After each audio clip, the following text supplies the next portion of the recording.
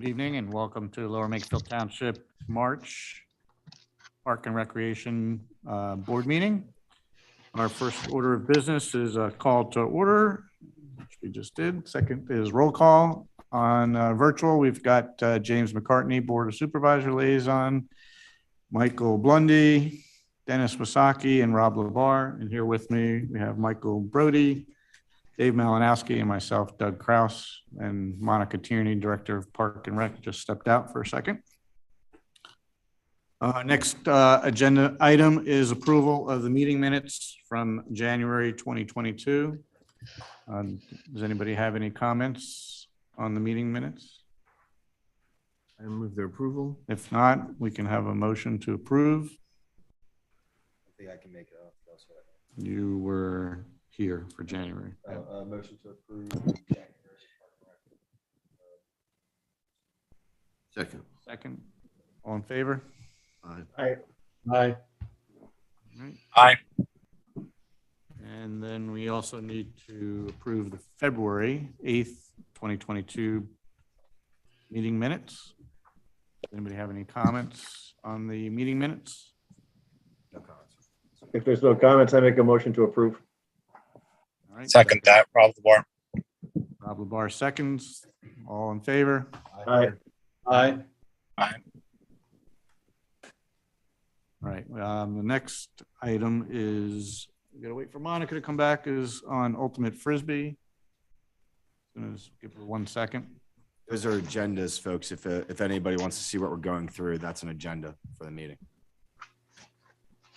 All right, Monica, we're up to agenda item number 4, Ultimate Frisbee. And I know Bridget could not be with us, but if you want to take us through the proposal for the board. Sure.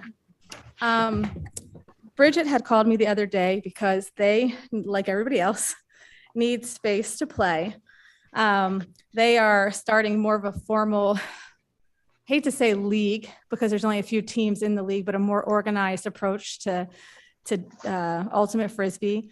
And they're looking for a space. They had requested using Memorial Park.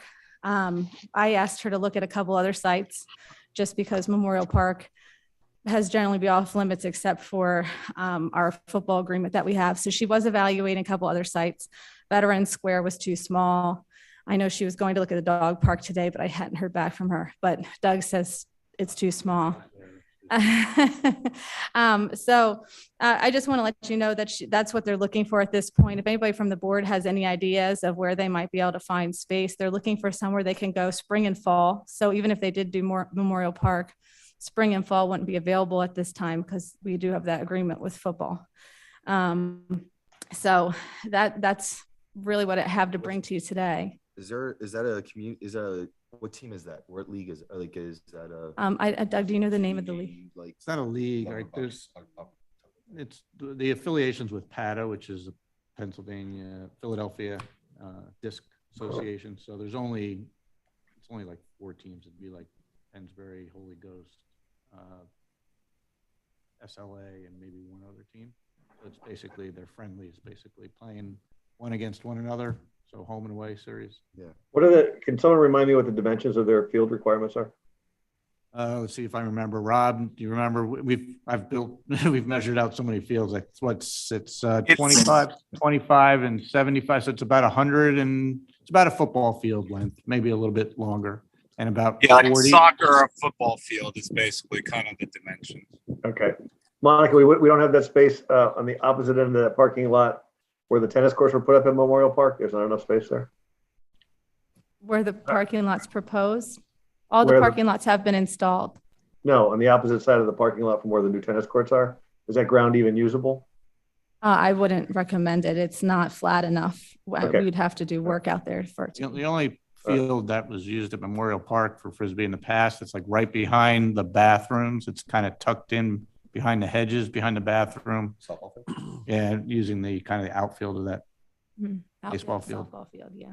It's kind of where the gas lines run, I think. Or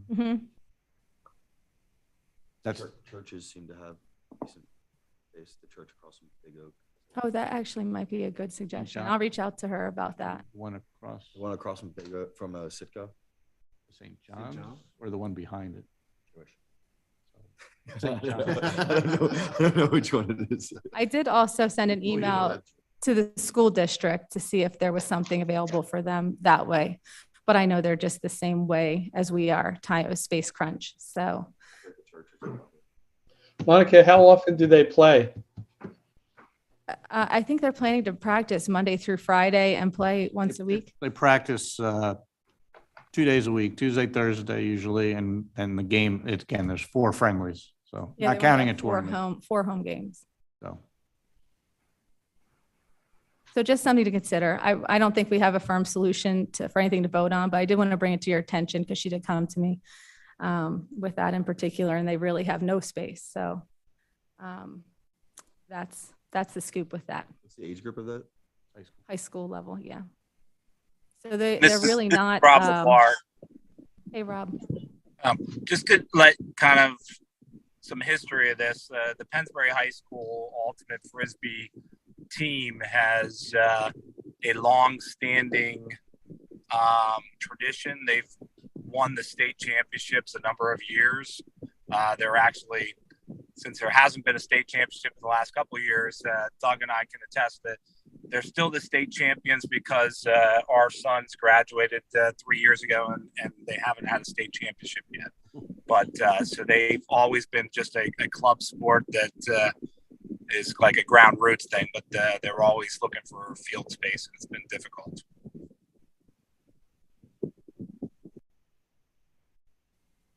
So if anybody has any questions, I probably can't answer them, but Doug and Rob may be able to.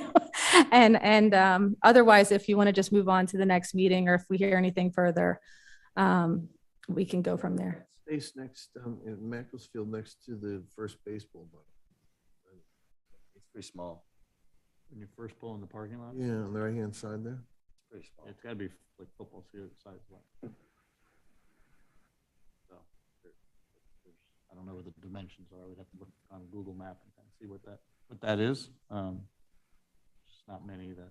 We run warm up plays there. I couldn't imagine playing a full game.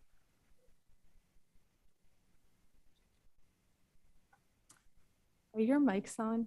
I think my mic is on. Can you hear her? I couldn't hear the phone people calling in. I mean, it's my mic's on. No. Okay. I'm not seeing Ann in here yet. We can hear you guys. Very good. Okay. That's all I have for that. Okay, so Ann is next. Ann is Want me next. to text Ann real quick? yes, if you, And- unless you want to go through your updates. And I can go through my updates until Ann gets in.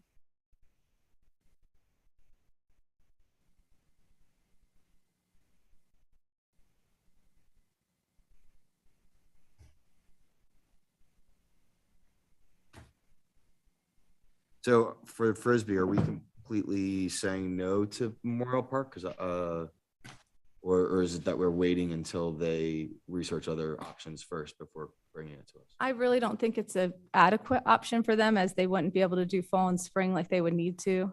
So I think they're really looking for a more of a solution. Yeah. So, oh, she's in the waiting room. She just needs to be let in. Can you please let in Ann?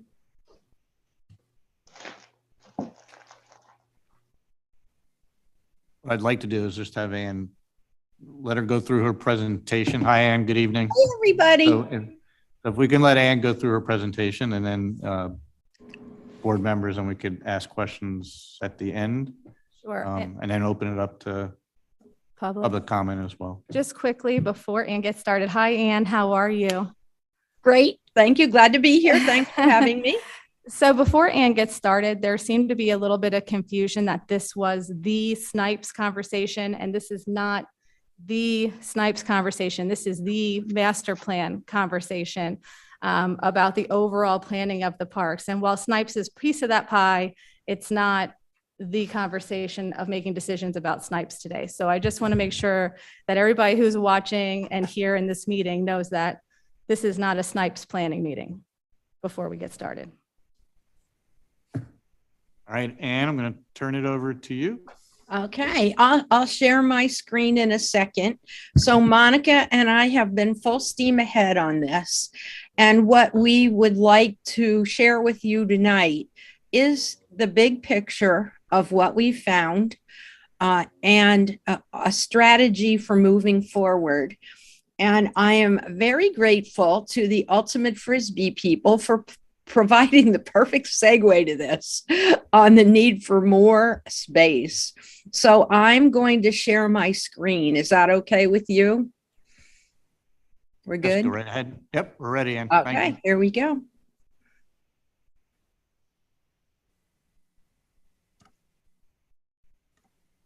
Oh, why isn't it? I'm trying to share my screen. Can Anne have access to share her screen? Yes, she should have it. Okay. And if you're having trouble, I can share the PowerPoint on my screen. How about if you do that? Because it's looking really odd here. Are you going to share, Monica? Yeah, I can do that. Let me just All get right. to the beginning of it. I'm sorry, everybody, the anticipation. Oh, oh, wait, maybe I got it. I just got it. Anne wins. All right, there you Oh. go. Okay, I just got it. Thank you. All right, here we go. So what this is about is Oh, Anne, it's not up. Oh, it's not? Oh, I'm looking at it. Well, why don't you go ahead, Monica? I got it. Yeah. All right, now I have to get rid of this.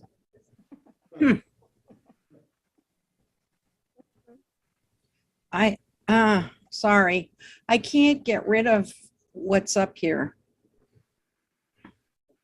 Anne, but just go back to Zoom on the bottom of your screen and you'll be able to see the slides. Okay, sorry. Or hit It's- escape. Okay, thank you. Oh, there we go. Okay. Tell me when you need to change. Okay, hold on a second. Oh, I just got, did I lose you? No, we're here. Okay, so why can't I see you? Oh, I'm so sorry. Move your mouse around and look for the little camera on the bottom of your screen. I know we've done this many times before, so. Here we go. You found me? There we go. Okay, thank you. Okay, so what this is the big picture of what we've found, what your strengths are, what works really well, what our opportunities are, and what our threats are. So go ahead, Monica. Go ahead. Another one. Okay, so we have had boots on the ground. We have talked to and involved well over 3,000 people now. So we feel very confident in what our understanding is of community preferences. Okay, Monica. Here's what we heard: more fields, preserve open space and protect natural resources, more indoor recreation space, and that includes space for administration, for staff. You don't have enough room. I've spent time in your administrative space. You just don't have enough space. That what your community really wants is something for everyone. There's a lot of concern about losing open space opportunities. We all know what the real estate market's like right now. And we have about 1,100 acres of vulnerable open space remaining in the community. And we have concern about funding. We're all concerned about our budgets. So is the township. Okay, next one, please. But in the end, we all want the same thing. We want a great community with great parks, great recreation, great trails. Despite all the different perspectives, this is what we all want. So we have to, in this plan, find a way to get there. And that's what we're going to be talking about next, okay? Monica? So here's what works really well, is that Parks and Recreation is a township priority. I can't even overstate the importance of that. it's you don't see this in every municipality. Here you are very much a township priority. The public is very involved. Your facilities look clean all the time, given the level of resources that you have to take care of them. But they're stretched, absolutely stretched. All the ratings of the parks, of the programs, you get high quality ratings. That's vital when you want to do big things. The public will not support something that they do not respect or satisfied with. You have a mix of public and private support. The groups that have come out to talk with us and advocate for things they need have been really wonderful. There's significant investment in parks. We see it in the pool, the memorial garden, the community center, Macclesville, the dog park. You see what the township is putting in. We need to look more at that. And you're the industry leader of all the 2,672 municipalities in Pennsylvania. By this summer, you will be the only one that the Commission for Accreditation of Parks and Recreation Agencies will certify. That underscores that your operation is totally professional and light years ahead of any other municipality in Pennsylvania. So you do well with what you have. Okay, our challenges are that balancing the need, all these needs for all these stakeholders. The trick is balancing. Not everybody could have everything they want, but we need to find ways to work together so that we serve the public at the highest and best order. Maintenance is tough. My hat's off to your crews. You only have 5 maintenance people for over 500 acres of parkland, not including the golf course. When the benchmark, I sit on the National Recreation and Park Association's Board of Regents for park maintenance. The standard is 1 worker for 18 acres. You have 1 worker for 100 acres. So maintenance is really tough. Macclesfield is way overdeveloped, it's way overused, and there are policy issues about use, investment that really need to be straightened out. So Macclesfield is a gem, and we just need to figure out how to polish it. Snipes has been going on for 18 years, and we need to figure out how to move that forward. And we think that's a priority. What we're really concerned about is that open space is so limited and so expensive that we don't have much time. We know that developers are sending letters to owners of vulnerable open space all the time that they just want to grab it. So we don't have much time to get any open space that we might need to achieve the balance of active and passive recreation that we need, along with conservation of our natural resources. There's not enough outdoor or indoor space, and our trail system has major gaps. As we discussed before, you're leaders in trails. You were decades ahead of everybody else in establishing your bike path and sidewalk system. I mean, you have about 27 miles on the ground. And I remember when your township was talking about bike paths, nobody was. This was like in the 1980s. So my hat's off to you in being leaders there too, and funding. So all our solutions are going to require funding. So our opportunities are next, as Monica will show you here. We have about 1,100 acres of open space. We have potential partnerships. We have our organized sports groups. We just did a little survey with the seniors. We have the Pennsbury School District emerged as a really great possibility, and there are more partnerships. We're blessed with that. We have political will that supports parks, recreation, conservation, and trails.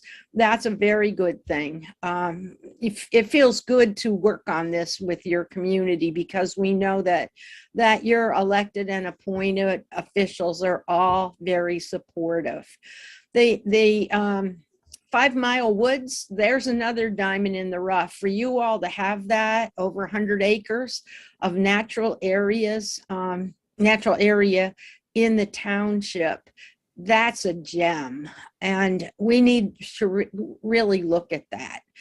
Right now, we're in a position with federal and state funding like we have never had.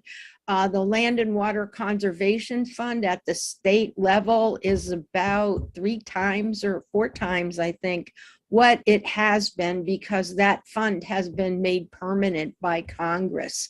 There's funding for post-COVID funding. There's infrastructure funding. There's transportation funding that has a significant component for bike paths.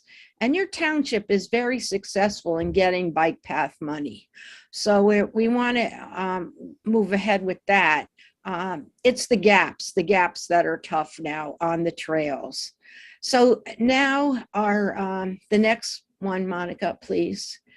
Here's our threats, is that we don't have sufficient parkland, and there's development pressure on open space.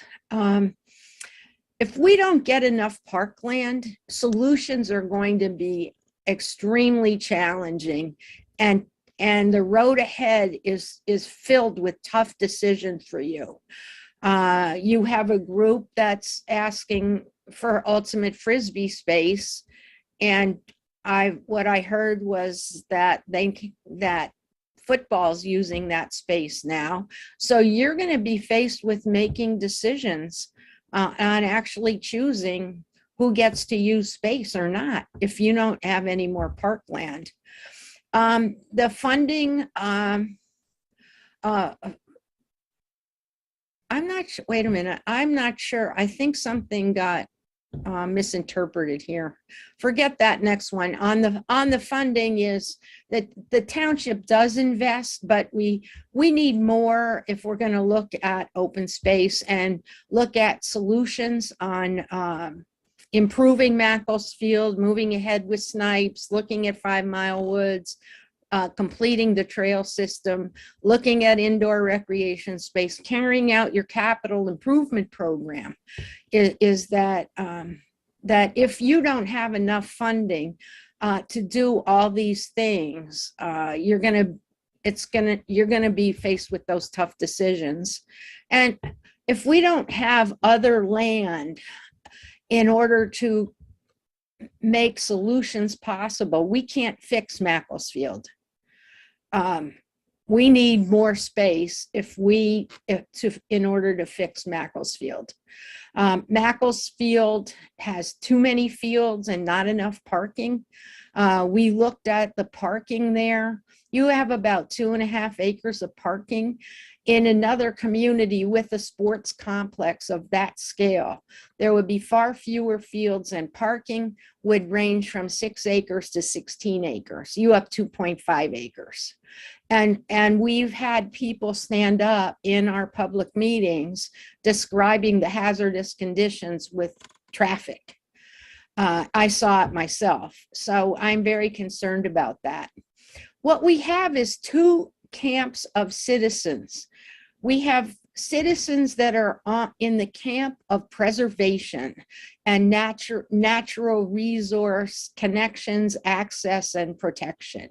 We have the other camp that's very organized and aggressive in needing more ball fields to serve the over 3,500 people that are actual participants. And you could triple that when you add in the caretakers and family members. When you see who's actually involved in organized sports, you're talking about well over 10,000 people.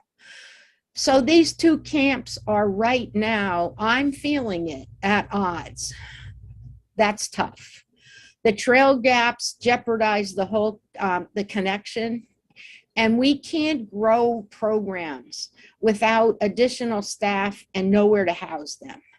That what we're seeing in our survey is more program, people want more diversified programs for more age groups. We're also seeing wait lists for many of our programs. Even the sports are talking about maybe having at some point a cap. And you can't accommodate. Tonight, we're hearing we may not be able to accommodate ultimate Frisbee in a community that is the state that has the state championship team. That's pretty big deal. So next one, Monica, please.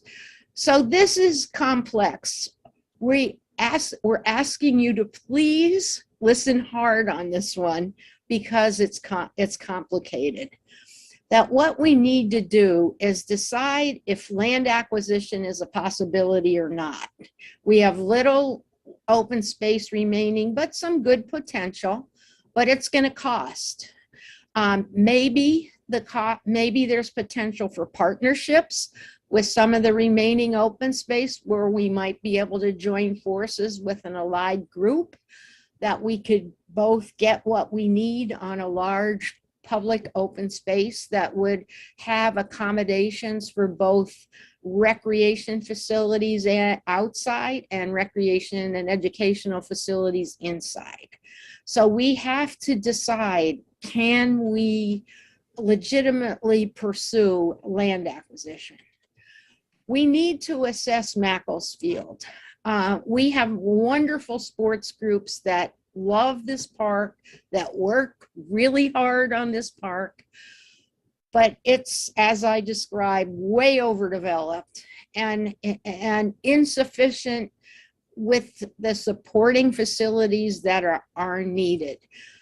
We recommend having a professional evaluation of that. That's not me. What I would, and I do work with teams of people that do this, is that we need a transportation and circulation engineer to look at the parking and the traffic safety in that park.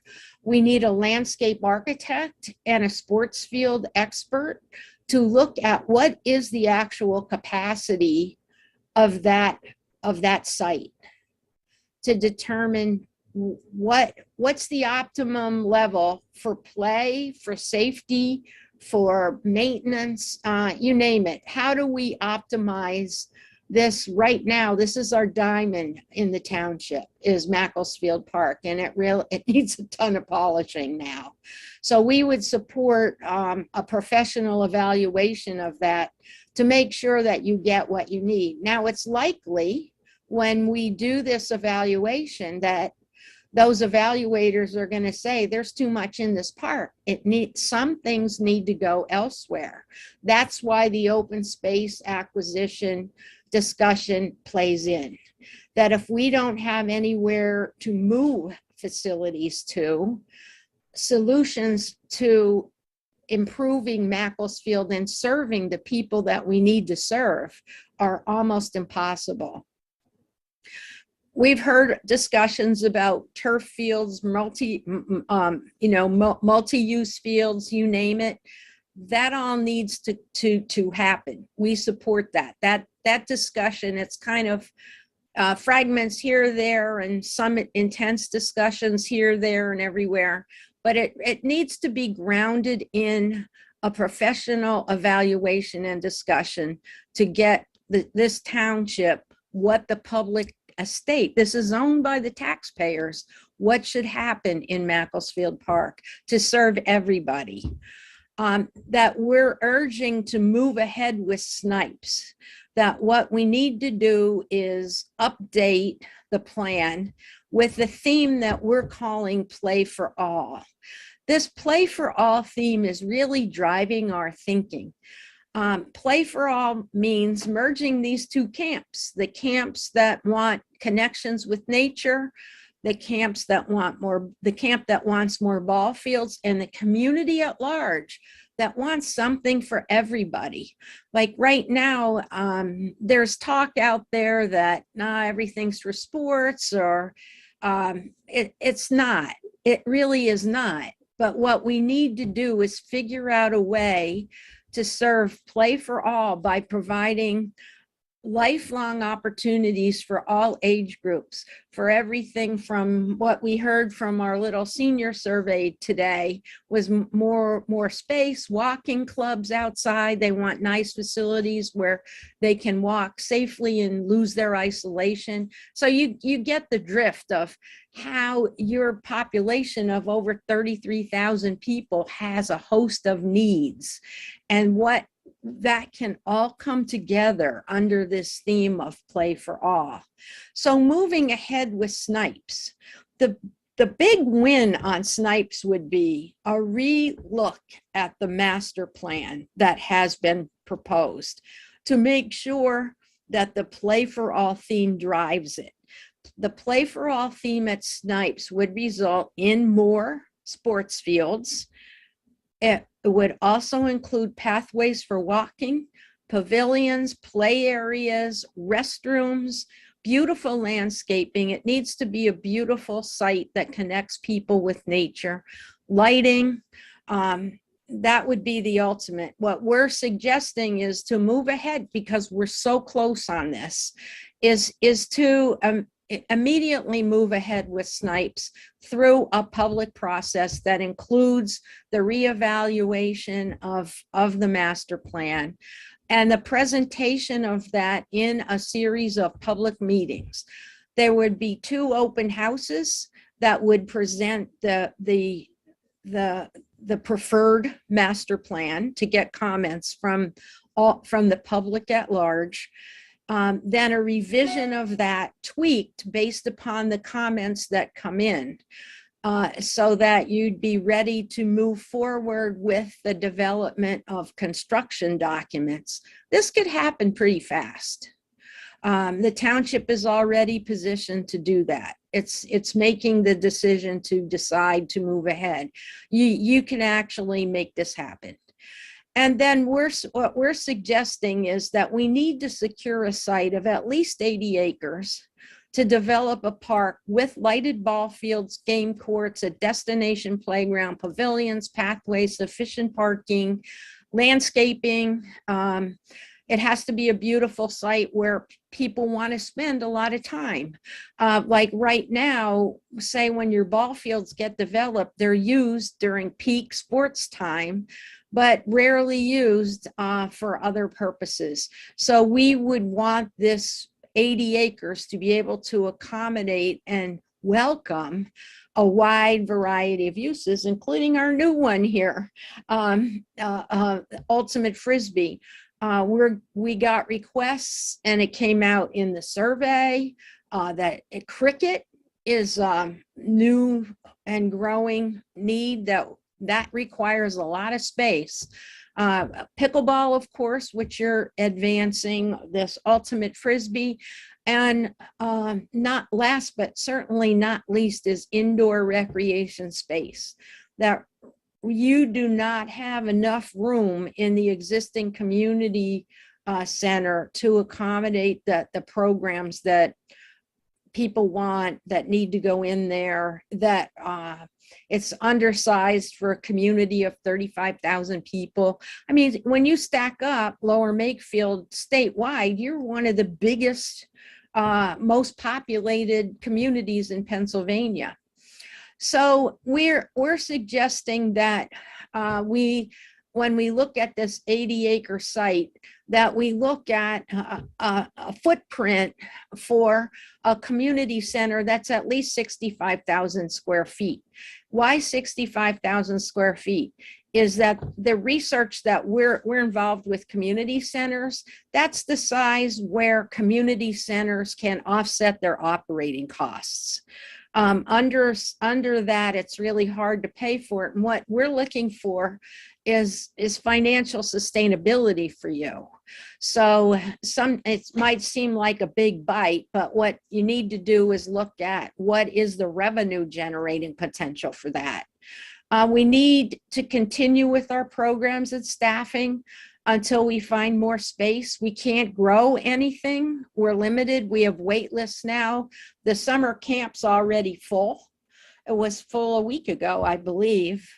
And you have had successful voter referenda in the past, where your community supports funding.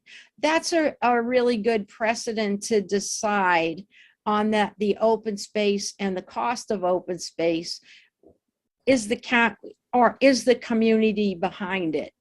We know from the survey that 95% of your survey respondents, which was 2,000 people, which is remarkable, consider parks and recreation of great value and of great importance to the quality of life in your community. So you have a strong foundation of support for these kinds of discussions. Monica, are we at the, do we have one more here?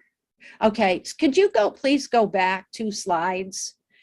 One more, okay. If you, no, advance one more.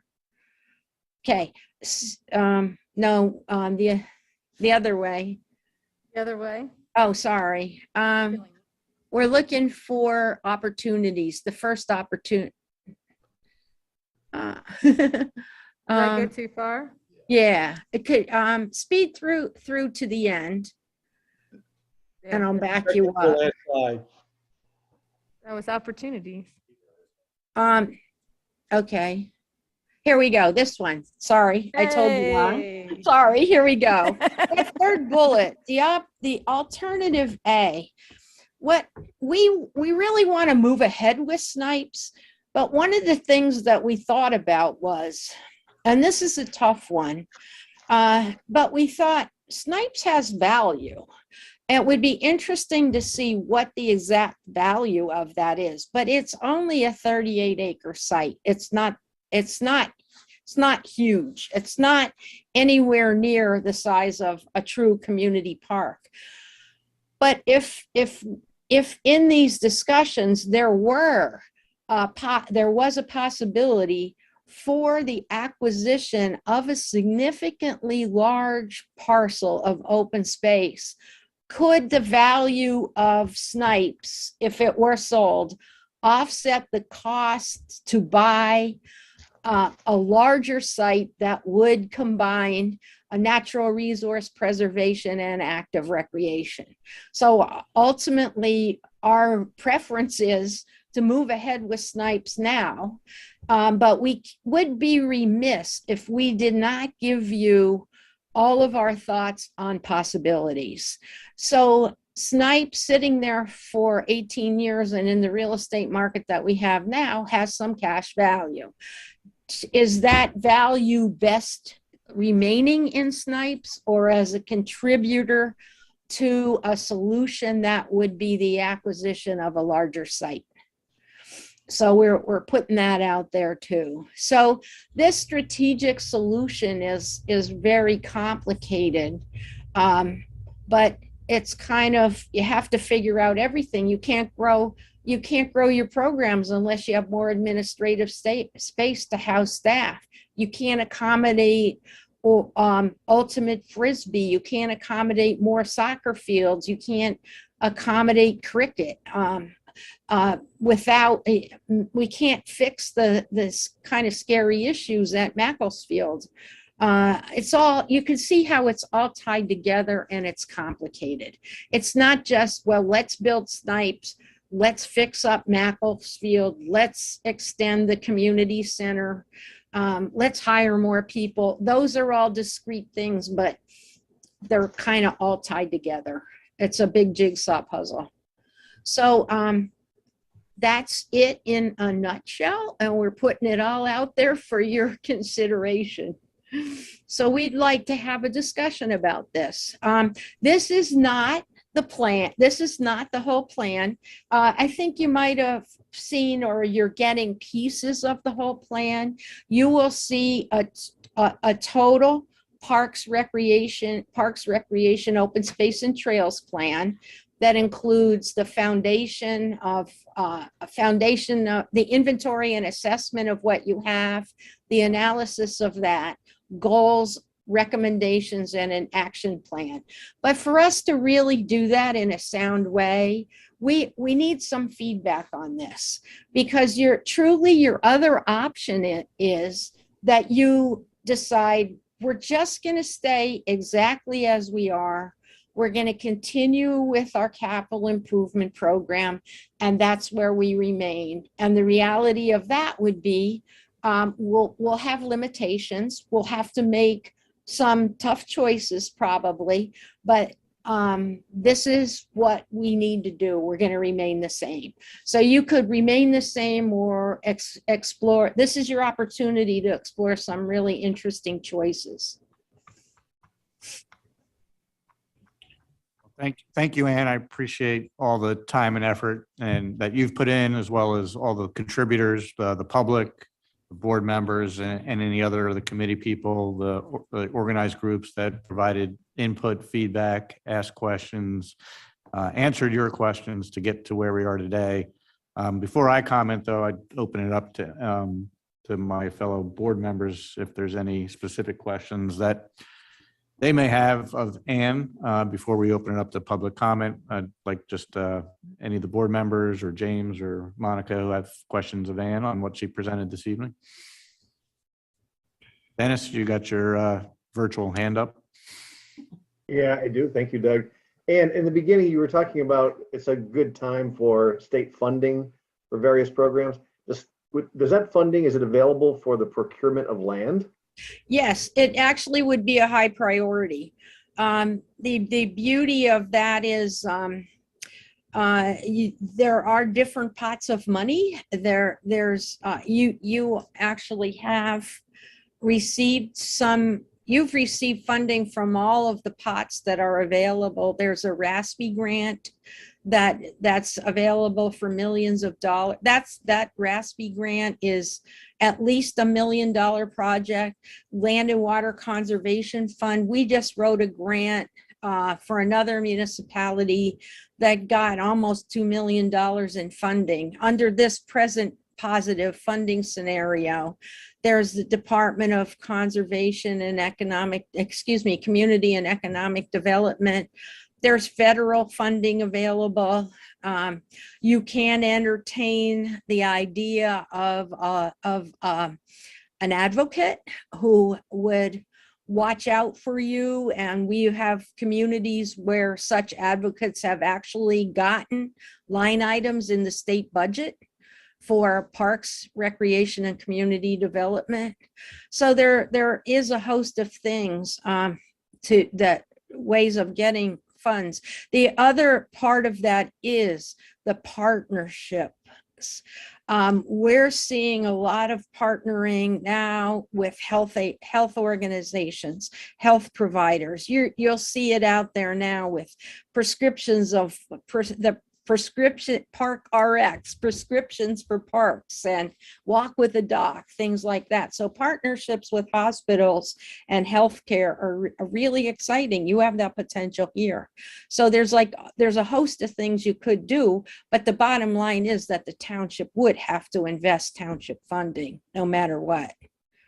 Yeah, and thank you for the overview today. It was very enlightening. It was interesting.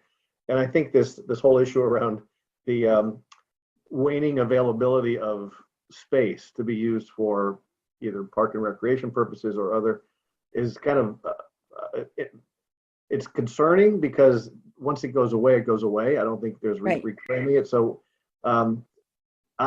this is kind of one of those things I feel like, and again, I'm not in the supervisor's role, so I know there's the whole balancing act they have to do, but it seems like there's an opportunity here that, as tough as it might be, if we take that step and take advantage of taking the opportunity that's available to us to get some additional space now to preserve it for township use. I think, years down the road, people will look back, in spite of how tough it may be to make that decision today, they'd look back on these decisions and go, what great foresight these leaders had to anticipate this stuff. So it's almost like we have to look at it maybe from a legacy perspective too. doesn't always make sense at the time because of the costs involved, but longer term, I think there's some real need, potential value, et cetera. I'd like to make a comment on that. One of the things that I love the most about Lower Makefield Township is its history of making brave decisions over the years. This is an exciting township. I mean, you look at your pool, the Makefield Highlands Golf Course, the bicycle pass. This township has a solid history of making brave decisions. I worked in an adjoining township where one of the saddest things ever was a group of citizens who stood up and said, "We have nothing left. Why didn't somebody do this 30 years ago?" And it was one of your neighboring townships. Mm-hmm. So your point, Dennis, is right on. Thank you, Ann. My last comment before I yield to others is, I know you talked about this evaluation of MAC, just to kind of determine what's going on now there. I could save you a lot of money. They're going to come back with a conclusion that it's overused and there's too many things going on there. So right. I think we all know that. I think that's kind of a foregone conclusion. We just have to kind of, I think, get into the solution mode. Mm-hmm.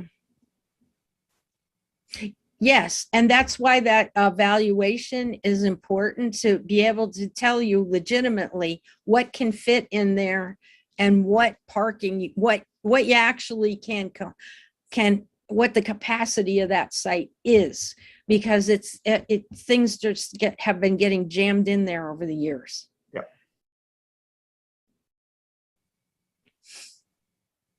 Thanks, Dennis. Does any other board members have any questions?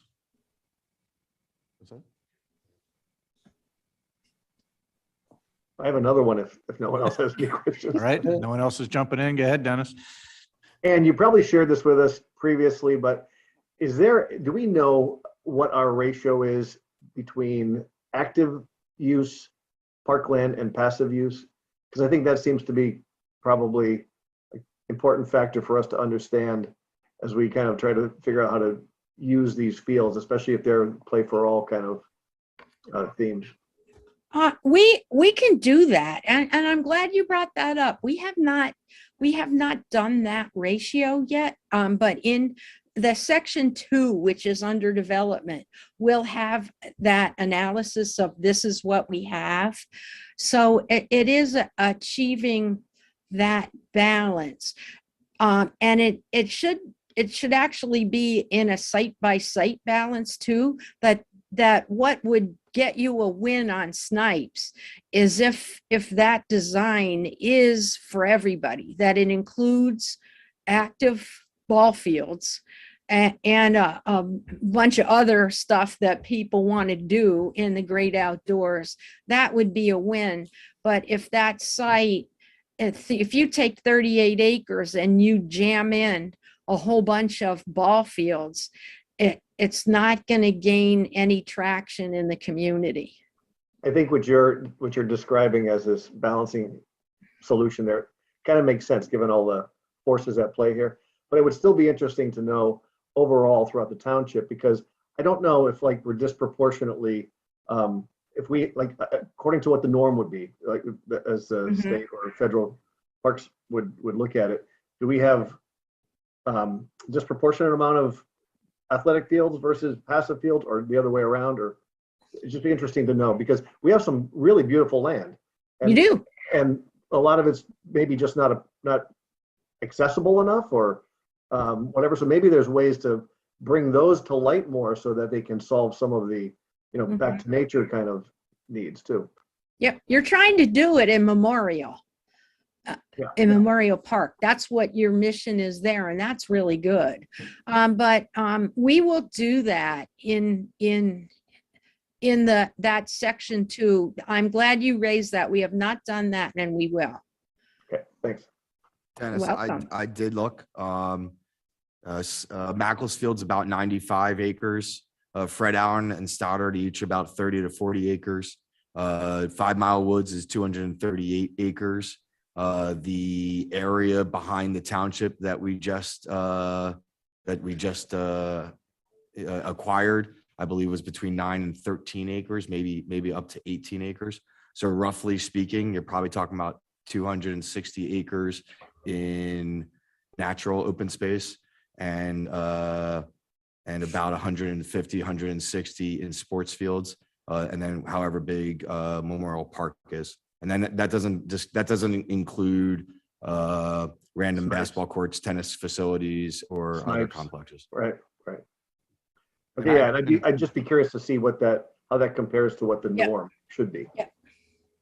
And Dennis, I think I have those. I know somewhere I did the calculation in terms of how much is park and farmland and versus residential as a percent of the total Lower Makefield acreage. So you could kind of see what percent is residential, what percent is parkland.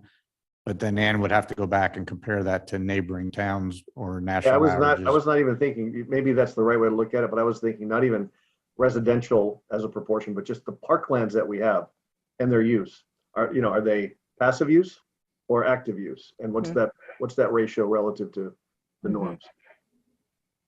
Well, actually, on the norms part of this, the National Recreation and Park Association is our industry leader in public parks and recreation. And for decades, there were canned standards. And by the mid-90s, people found out, these do not work. They don't apply to everybody. So what the standard now is called a level of service. And that level of service means that every community needs to set forth their own standard of what they want to provide.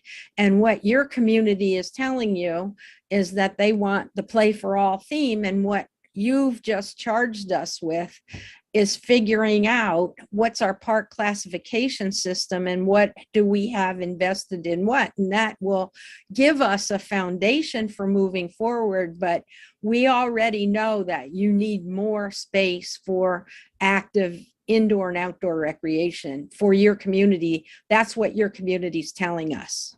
Mhm. Thank you. You're welcome. The problem is, where do you get it? Hey, Doug? I mean, I agree, we need more space. We've needed more space for quite some time, and I've experienced for years that mess at Macclesfield. And fighting for fields, and trying to get time. But where do you get the space? There's, without buying farmland or using farmland that we might own, or where's it going to come from? Because there's not a lot of space in Lower Makefield. There's 1,100 acres. Right. Yeah. And just to clarify, those 1,100 acres are non-preserved land, right? That are either private entity, right? Right.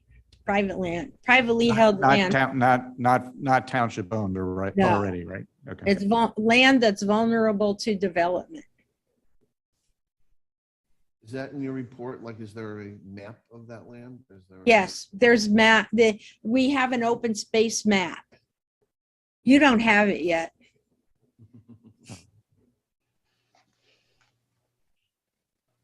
Okay. Off. I can share that with you next time. But it was at the last meeting that she presented it. Mike Well, I Blunt, missed it. Mike Blundy, you had a question? Yeah, well, I just wanted to, chime in with Dennis that, we hire somebody like to look at Mac. We know what they're going to say. They're going to say it's overused. I don't think, I don't think that means we don't do it, but it definitely is overused. I wonder though, and I don't know this, but I wonder if YMS were to have, or if we were to have more turf facilities, does that then lessen the load for field space? In other words, is one turf facility the same as having, 3 fields? I don't know that, but I'd be curious to hear from YMS if they thought if they could run their program on turf, what would it take? Because we look at the price of land now. I don't know that. First, we don't know if anybody's going to want to sell land, and too. We don't know how much it's going to cost, but it's going to be a lot. So they would be my comments. Well, on that, I think I kind of led you down a wrong path here on that evaluation of Macclesfield, because it's not, we know the reason that we're doing that, we were recommending that is that we know all the issues that are there right now. So bringing a team in to tell you this is the capacity, one of the things that they would look at is the configuration of the fields versus natural play versus turf fields, lighting, no lighting, different uses, ultimate frisbee, cricket, soccer, football, lacrosse, field hockey, girls softball, baseball. They look at all of that because it has to be, you have to look at all of the sports.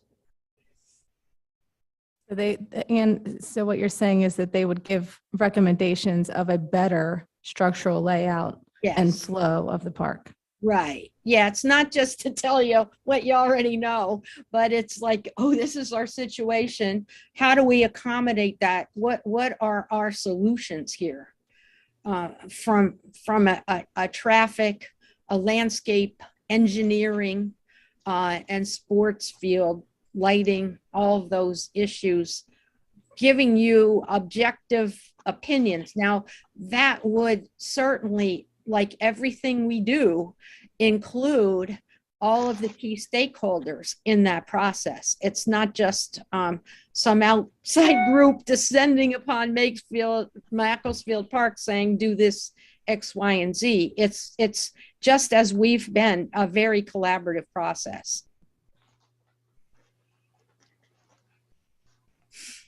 Rob, I know, Rob, did you have your hand up? Did we lose Rob? Nope. I did actually. Sorry about that. That's right. And can you describe, you mentioned that there is monies that are available, state, federal. How would that work? What's the timeline of how quickly that money could be secured if it can? And what does it have to be spent on? Yes, there are different pots of money, and the ones for Parks and Recreation are Land and Water Conservation Fund, the Community Partnerships Program through DCNR, the DCED Economic Development Program, the RASP program. Anything that we're talking about here, all of those programs can fund. They can fund. You may want to consider retaining a grant writing firm, because what we have found is, like, I write grants, but I'm just this one person that writes grants that I know about. But when you have the diversified great needs that you have, that a team of great grant experts, having this team that, like I said, I have this other municipality that they're actually getting line items in the state budget. So I don't know what your experience has been. We're giving you all these ideas that you can, take or leave, whatever you want, but we're giving you information that you could decide that's useful to you. So we've seen right now, I could give you an example of how this really worked. I have a municipality where we do the maintenance planning, and we needed park equipment big time. And some grant experts went and got $500,000 worth of funding to buy park equipment because it was tied into sustainability and green infrastructure. So it came through the Department of Environmental Protection. Like, who'd think you could get park maintenance equipment from EPA?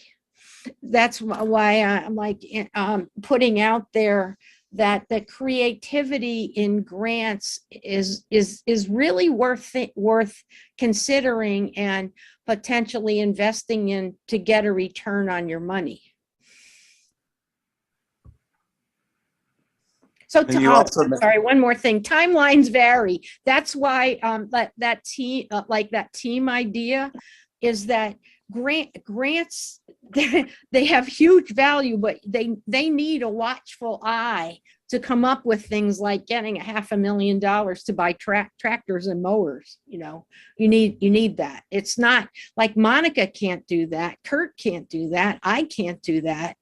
We could certainly do land and water and DCNR and DCED. We do that all the time, but that's not enough, like for what you all are talking about. And this new infrastructure money has a significant transportation component that includes trail funding. So you have to be aware of that. DOT has federal transportation money, and PennDOT has money. So there's a lot of sources, but you could see just in these 3 minutes that we've been talking about it, it is complicated and needs a watchful eye.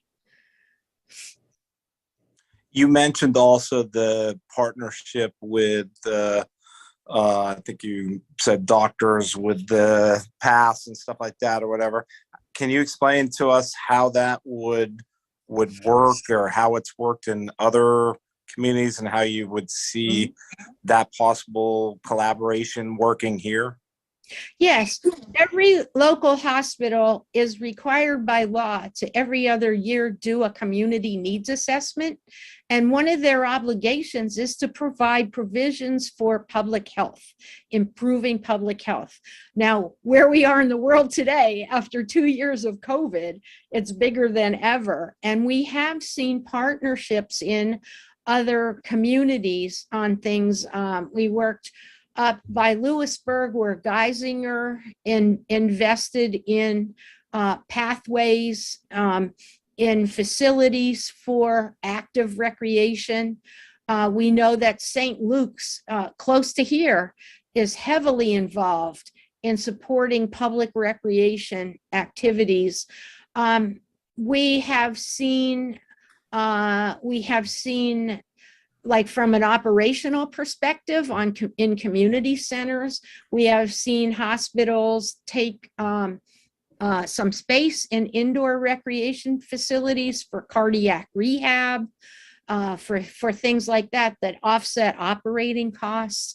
So Monica did secure the local needs assessment from Holy Redeemer. So we're looking at that.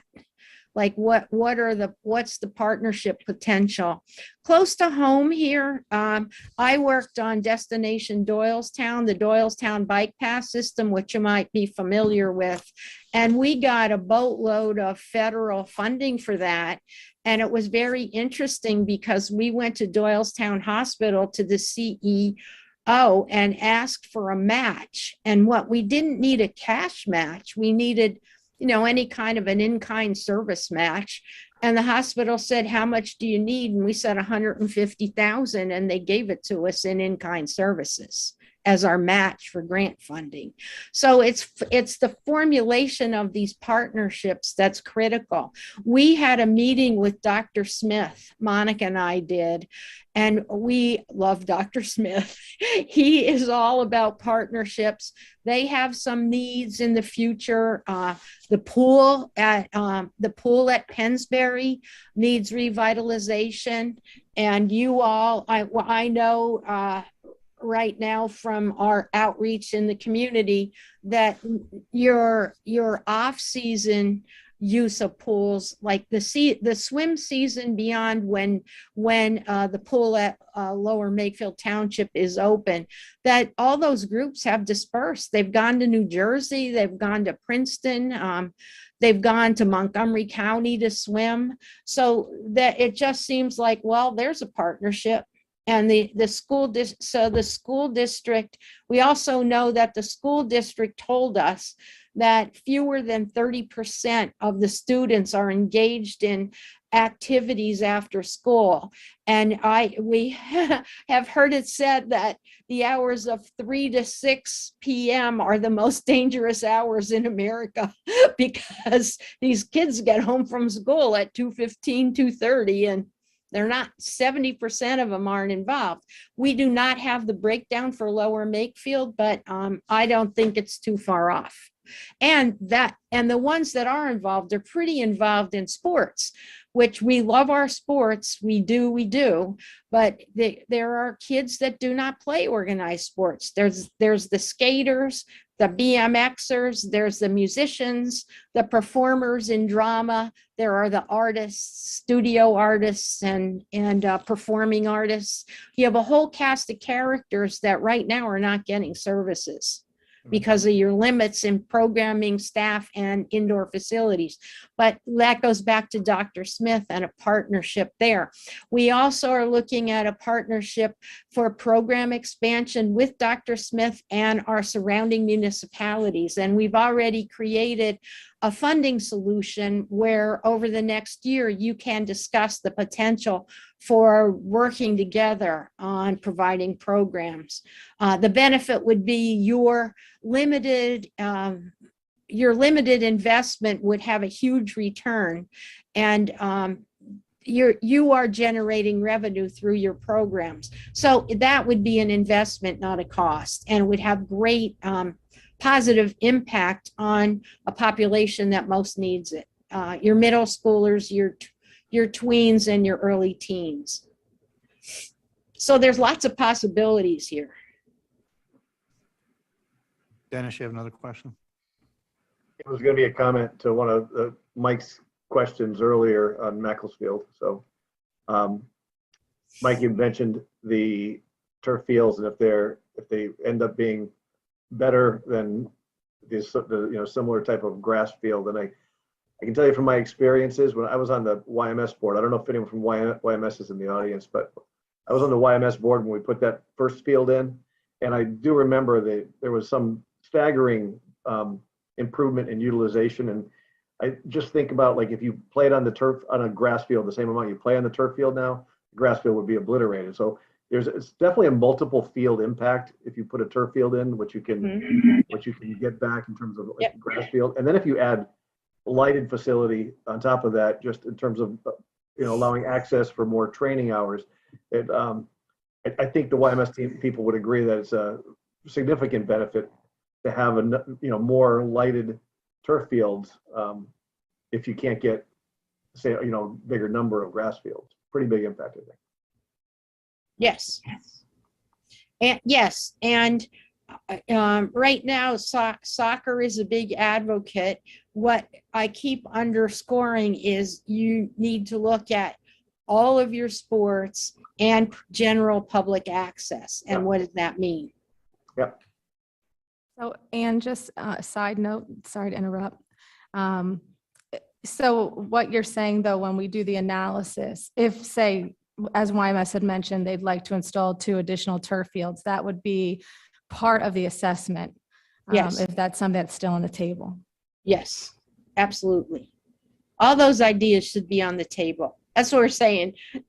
We got to look at all this. It's awesome. I mean, what YMS is suggesting is awesome.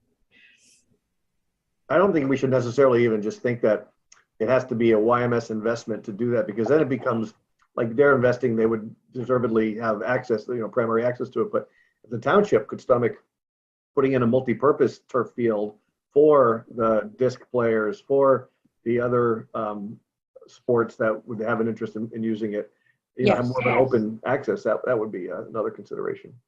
Yeah, it should, because and any investment that's made is on land that's owned by the taxpayers.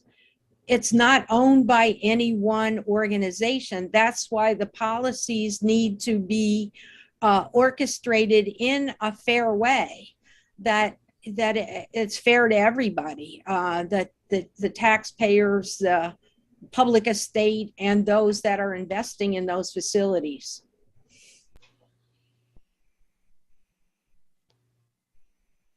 Any other comments or questions from board? Michael, Brody? Yeah, I just mostly wanted to thank Ann and Monica and everybody that worked on it, all the different ad hoc committees that joined to help build this product. I think the one thing that kind of scared me, to be honest with you, when I saw the results is with the exception, like almost all require a massive sort of partnership or land development in order to be able to happen. I personally won't even consider touching Mac, which I really would want to do, but you couldn't consider doing that without something already in pocket and built to facilitate all the use that we already have there. So it's not like that couldn't be the first thing on the list, right? Like you'd have to start somewhere else before you could do that. They already lost the field in the dog park scenario. So like, that order of operations has to be done correctly this time. So then I just call back onto us as a board that we went through this CAPRA process. We're going through this CAPRA process. We are doing all these assessments. We're having all this input. I look forward to rolling our sleeves up and figuring out how we pursue these opportunities with the Board of Supervisor, James. Thanks, Mike. That's right. Thanks, Michael. Public comment. I know several folks are here tonight in the audience, so if there's anybody that would like to ask Ann any questions or have any comments about what she presented, you can come up to the microphone, state your name, address. There might be callers. We'll see if there's anybody on the line. I think you have to turn it on. Hello. Oh, yeah. Oh, it's on. Michael Hansen, 13 Houston Road. And thanks for the presentation, really elucidating. Question, twice you mentioned needing to clean up policies at Macclesville Park. Could you share any information on what that means? Yes, there are some policies that could possibly help in Macclesfield in both its current operation and in future improvements. One would be to look at what's the turnover in game time. How many minutes are between our competition scheduled for people coming and going. I've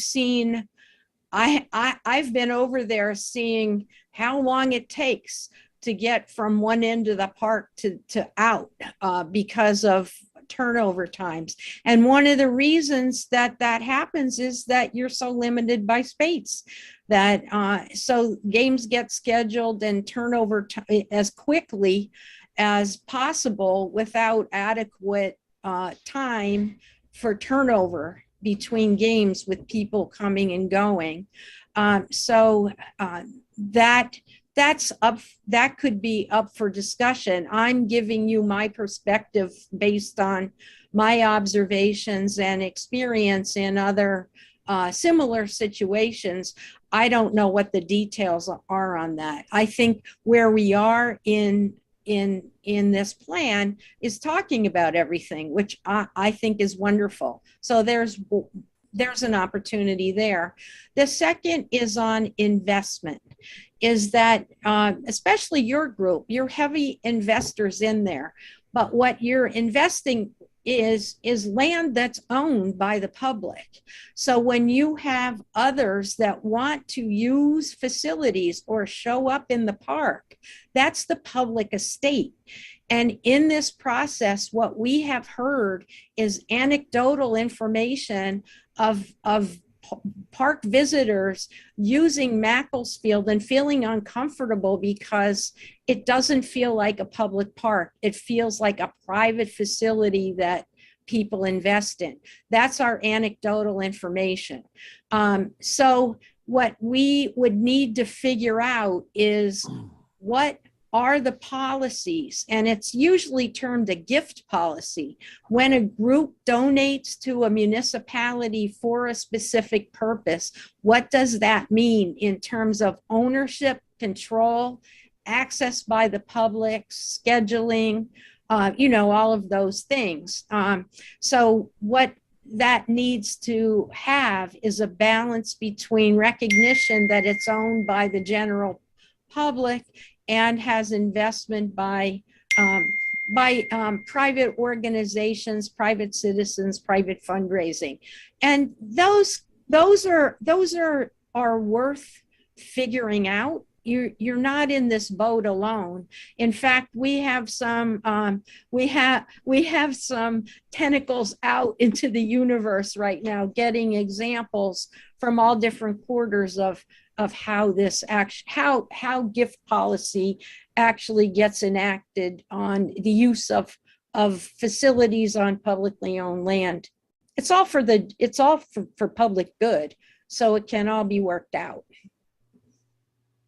Thank you. One other general comment you brought up about 5 Mile Woods, and I would comment to you that in my mind, I personally probably led over 50 hikes out there during the pandemic with awesome. a number of groups of people, and the number of people, township residents that I invited to these hikes that had never been there or really didn't know where it was or what it was staggering. So Wow. that's a resource that really could be leveraged heavily, in my opinion. All right. Yeah. Thank you.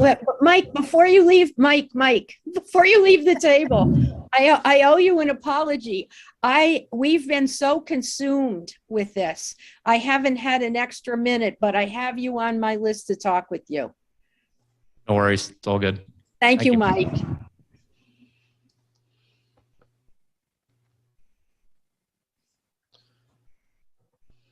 Good evening. Good evening. My name's Bill Gabota. I live at 1230 Ash Lane.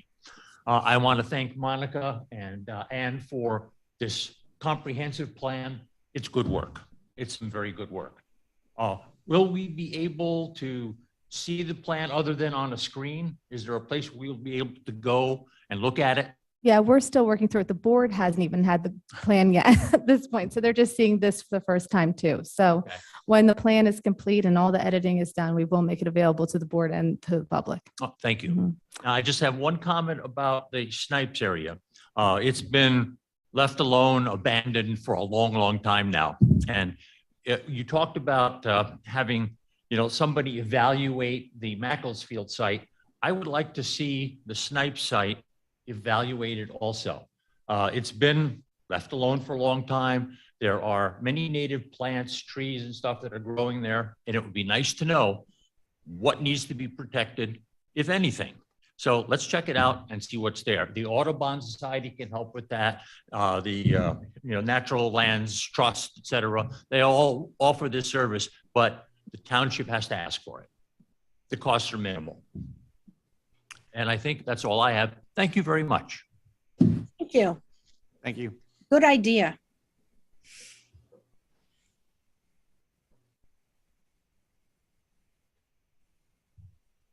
Come on up. Hi, my name is Rich May. I live at 1270 Creamery Road, which is my driveway leads straight across the street to the Snipes Field. We had identified something like 14 variances that were required a few years ago when you were looking to build 3 lacrosse fields there. And they include things like a traffic study, which was not conducted in a proper manner. Some concerns about the flooding that would occur from Dolington Road running down when we have storms. From that, unsuitable parking space. The Snipes Field is directly across the street from 2 schools. The traffic there, by the way, is something to behold. It takes me 15 minutes to get out of my driveway in the morning because of all of the traffic going to the school, school buses, parents dropping their kids off, coming back for them, et cetera. It's very busy, despite the fact that it looks like a lot of open space. Another thing I'd like to point out is it appears that we're willing to spend some money to do something on this now, when the last time these fields were abandoned because the township found itself to be out of money. Now we've just sold the, I don't know if it's the rights or what you want to call it, the sewer field. We're coming into $53 million. A good use of some of that money might be to do something to lower the taxes that are about to go up for our sewer bills, because people who bought the sewer rights are going to raise our sewer fees, no question about it. They've done it everywhere else they've been. And so consequently, our rates are going to go up, and now all of a sudden you have found money, and it looks like drunken sailors, where essentially every time you find some money, you want to go out and buy some fields or go spend money on that. Respectfully, we've put a lot of time and energy into these meetings. So respectfully, don't refer to the staff or the board members or anybody that put our time in as drunken sailors, respectfully. All I'm saying is, one of the things that I have seen with the Board of Supervisors is, in order to leave some kind of a legacy, it is always helpful if you go out and you do something like build a dog park by the golf course. You can say you're the board that did that, okay? And so consequently, there doesn't appear to be anything to be gained by just paying our bills, not being broke as we were a couple of years ago, and being fiscally responsible. Lower Makefield has a phenomenal amount of facilities. We've got a golf course, we've got a swimming pool, we've got a dog park. I don't know anybody else has got a dog park. We've got Macclesfield, which, by the way, Macclesfield, as I understand it, there are 2 large tournaments that bring people in from the whole tri-state area, hundreds of soccer teams, both for a female tournament and a male tournament. My understanding is that the revenue that generates does not accrue to Lower Makefield Township. It goes right into the Parks and Recreation Department budget, sir. Pardon me? All the money that we charge them fees, and it goes directly into the Parks and Recreation budget. They do. Yes, I can assure you of that. Doesn't YMS get some of that? Oh, sure, but we do charge them fees for that tournament. But we own the fields. We should get all the revenue. Well, they do it as a fundraiser, sir, for their league. Okay. I mean, I think if I could just interrupt again, our job here as the Park and Rec Board is, and what Ann's developed and with the Park Rec, with all the input from the township residents, the people who participate, is an assessment of needs, right? And that's what the objective of this project was, right? Is to identify what the public wants in terms of park and recreation for the township. So what this plan has developed is a strategic plan, not for the next 5, 10, 15, 20 years. And that's what Ann is putting together, is based on everybody's input. It's not just one group's input. It was input from, as she mentioned, over 2,000 people that participated in the survey. Majority of those were lower. You don't know that, and I can't determine that half the people were people that were interested in open space. So at the end of the day, our job as Park and Rec Board is put forth a recommendation to the Board of Supervisors. Your opportunity is to go in front of the Board of Supervisors and tell them exactly what you're telling us today. But our role here is to identify the needs that came back in that assessment and try to build a diverse plan for all individuals, not just one group or the other, right? And make what's best for Lower Makefield. I've been a resident here for 26 years, and I've seen the township, and I participated in many different things, whether it's 5 Mile Woods, sports, tennis, arts and crafts. There's a lot of activities in this township. And that's what we're trying to do, is make sure that we continue to build and provide opportunities. And that's what this project was for. And as part of that, is there some indication of a study to determine whether or not the youth that we are building all of this out for, that the age of people are changing? In other words, they're getting older. Fewer of them are going to be playing soccer or lacrosse or whatever these sports are. I mean, we can look at the census studies, but I can tell you in my neighborhood, I mean, people have moved out, and guess who's moved in? Lots of families with young children. And I can tell you that YMS is at capacity. A lot of these organizations are at capacity based on the availability of the space and needs today. Can I tell you 20 years down the road what, how many kids people have? I can't predict that. I just know based on the assessment today, what we have available and what potential needs are to satisfy, today's and 5 years. And it's not all about kids. I mean, there's adult recreation, there's seniors. They've all provided input in terms of what their needs are. The community center now has, as the seniors, they used to meet in this room. Now they're at the seniors and at the community center, And that's still not enough space. So, we're trying to identify what that space can look like, what the needs are. It's not just about kids. Okay. Thank you.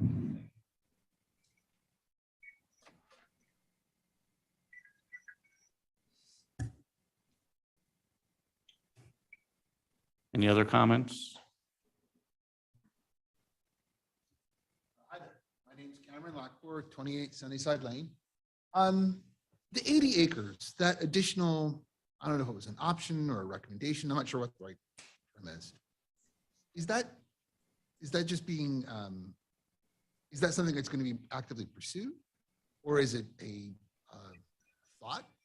I guess I'm not clear on whether that's something that's going to have immediate or concrete action, or whether it's just a suggestion. Well, I think Ann has identified when she looks at, and if you want to comment, I think it's what would be required based on size of a complex to host or accommodate the necessary sports fields, and the other, she mentioned pavilions, restrooms, other amenities. If 80, 90 acres is a average size, or a size that's comparable, that's about the same size as Macclesfield, I'd say, right? Macclesfield's Need about 90 another- acres. Yeah, you need another Macclesfield pretty much. And where does that number come from? The absolute minimum for a sports-oriented facility is 55 acres. That's the absolute minimum. But what we're finding is that we need that, but plus more. We need this play for all, so that we have facilities for everybody and that there is a connection with nature. What we would really like to see, ideally in community parks, is that at least a third of the park size has some natural resource foundation in it. So 80 acres is a minimum to get you what you really want. If you developed it as smaller, if you got smaller sites, you'd be chopping up. You mentioned someone here went over the list of facilities. You would be talking about duplicating that, which you're finding really isn't working. I mean, theoretically, Macclesfield should work if it's designed to its proper capacity, with parking and associated uses. So that 80 acres isn't just, we just didn't pull that out of the air. It's based on best park planning practices. And what your community needs, sorry. What your in case you're here for Snipe specifically, Capra. So what we've been pursuing by getting Capra, I like to consider it like, if you know project management, it's like a Black Diamond project manager. Capra is that for Park and Rec. So we as a board pursued Capra, and we're pursuing Capra accreditation. Will be the first Park and Rec system in Pennsylvania to get that. And part of that process is doing the needs assessment. So when the question is, are we just doing Snipes because we bought the server? No, we're pursuing a Capra accreditation. And this document that she's building and that we're reviewing today is part of the result of that process. I guess my question is, you're producing a strategic plan or a recommended plan of action, and this is what you need. That was really actually all that my question was about. So that additional 80 acres is part of your plan. There'll be a recommendation that you make to the Board of Supervisors, and then it's up to them, right? They're really the ones that decide one or the other. Okay. Correct. That was my question. And I think, and then like she had said, there's 1,100 acres available. So it's, I'd like to like buy all of it personally, but what's that? I said, if I had my brothers, I'd like you to buy all of it. It's a dream, right? Okay. All right. Thank you. Thanks. Thank you. James, did you hear that, James? I'm sorry, his line cut out. I didn't. He wants all 1,100 acres. Now you're cutting out. I don't know what's going on.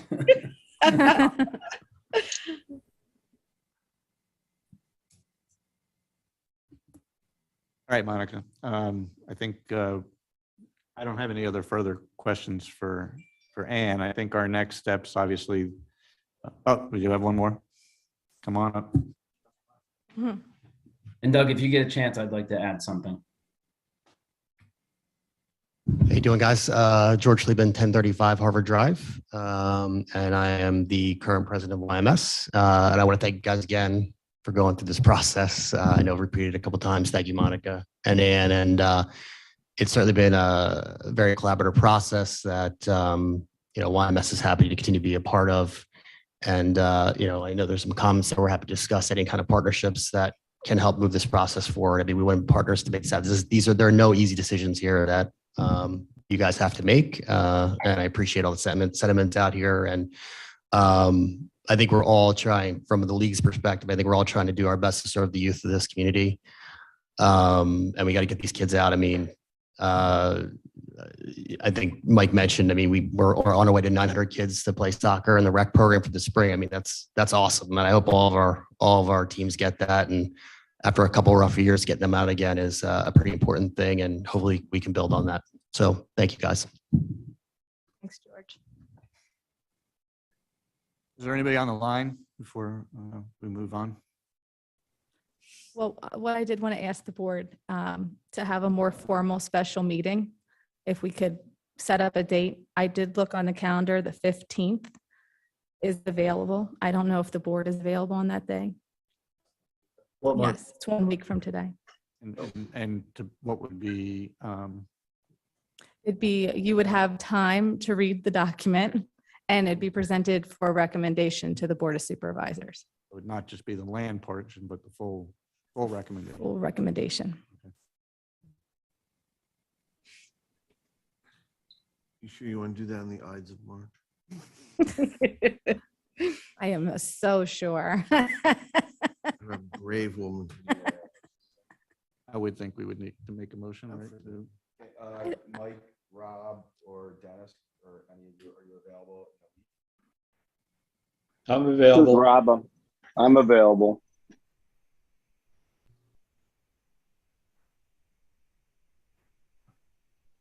As long as it's in the evening, I'm available if it's in the evening. 7:30.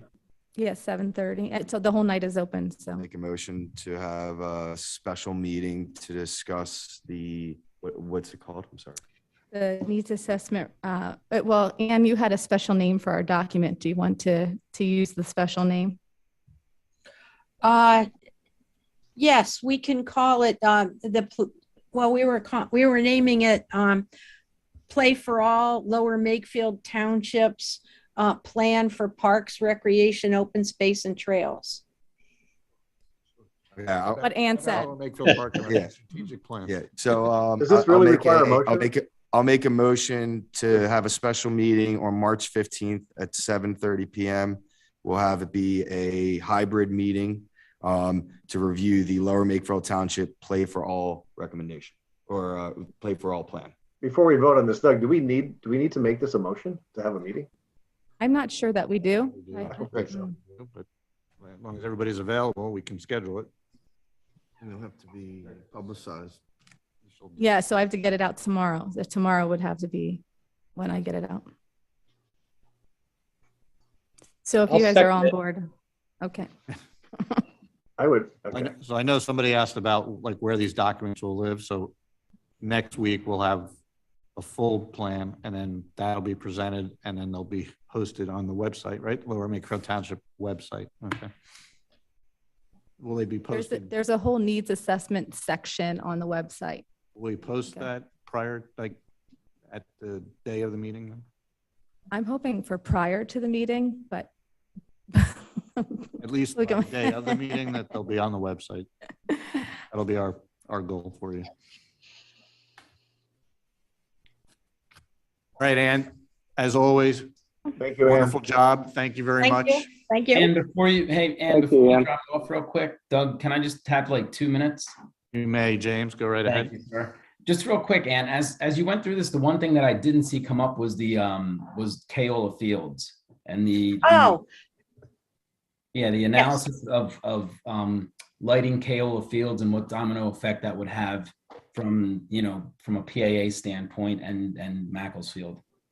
Well, we're still recommending, what we didn't do, you're right. What we did not do was go through the whole capital improvement program. That we're recommending that you continue on your capital improvement program, which includes the ball field lighting for Keola. It includes the improvements for the pool, but you're right that we're recommending that continue. As you look at what we presented tonight with like this big picture of how all these pieces are kind of tied together, that should come into play. It should come into the discussion, but you do need the lights there. Yeah, and I think you and I talked about this, and going back to Dennis's point, adding lights to Keola and then maybe reconfiguring what you have at Macclesfield with, I guess ultimately what you have to try to figure out is how many user hours you need at Macclesfield for individual, clubs. So how many user hours YMS needs? Does adding turf and lights, does it fulfill those needs for user hours all within, all at Macclesfield, especially if there's now a, additional space at Macclesfield due to the lighting of Keola? So it's almost like you said, it's a big puzzle to try to put together. Right. So what I'm asking, I guess, is, since that's not part of the needs assessment, I guess that would be part of the overall user assessment and overall, user needs. To say to, the folks at YMS, hey, how many hours do you need? How many usable field hours do you need at Macclesfield? Same thing for the, the folks at PAA, and then some of these other users that are now starting to come into their own.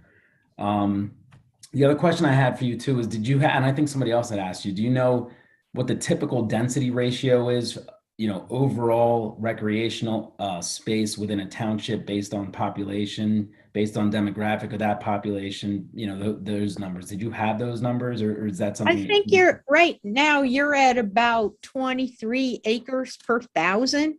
And as I mentioned, is that there's not really, there's no national standard. That the recommendation is what your level of service is.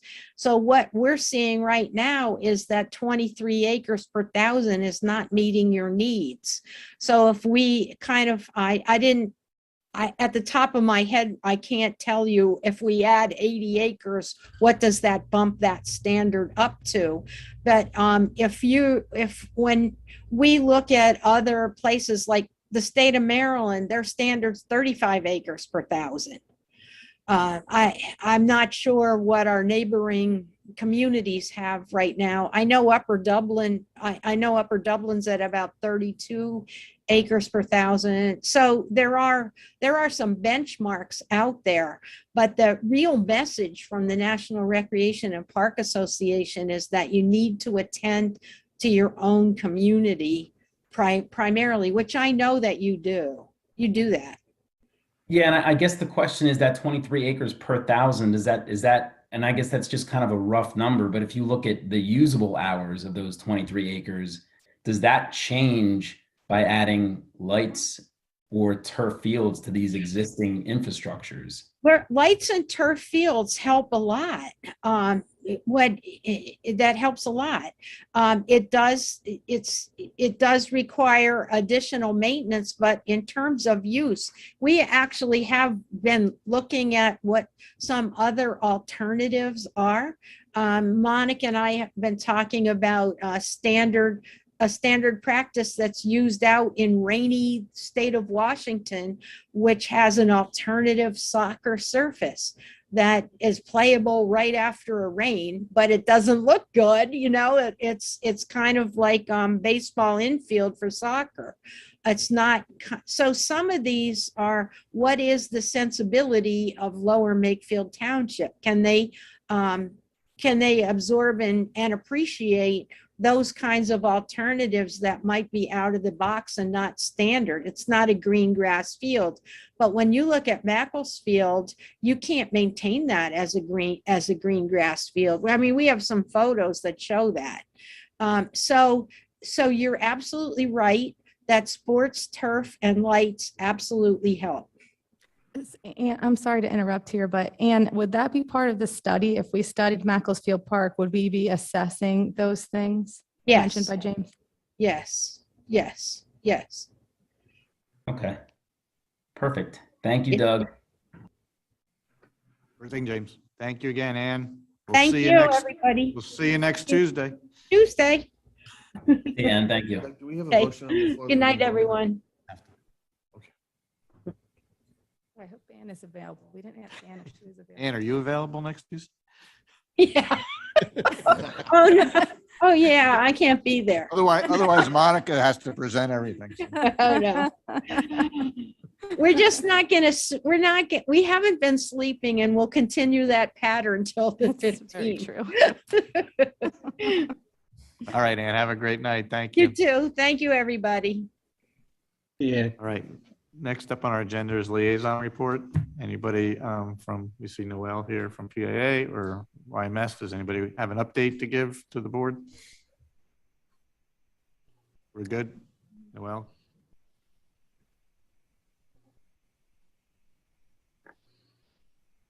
Good evening, Noel Cataspati, 908 South Crescent Boulevard. If you want to buy my house, you can. Is it 80 acres still? No, it's not. It's not close, but 79.5 short. you can. Yeah. Story of my life. I'm the commissioner of Pennsbury Athletic Association. We're gearing up for the start of our season, although technically speaking, as you all know, it never really ends. There's about 1 month per year for each of our baseball and softball sides of the house that there's nothing going on. We're planning our field maintenance days to put the nets back up on the batting cages, but certainly we've been hit in the past or surprised in the past by weather springing up on us in the last minute. I think it was like 6 years ago that we had that winter storm in April, which destroyed our batting cages. But as we speak, there are teams being drafted and teams being finalized, uniforms being ordered. We have 59 teams on the baseball side from as young as 3 years old to as old as 16 years old, including 2 travel teams at every age group. On the softball side, we have 20 teams. We have 11 travel teams and then 4 in-house teams at every age group. So overall, our numbers are up compared to last year and compared to 2019.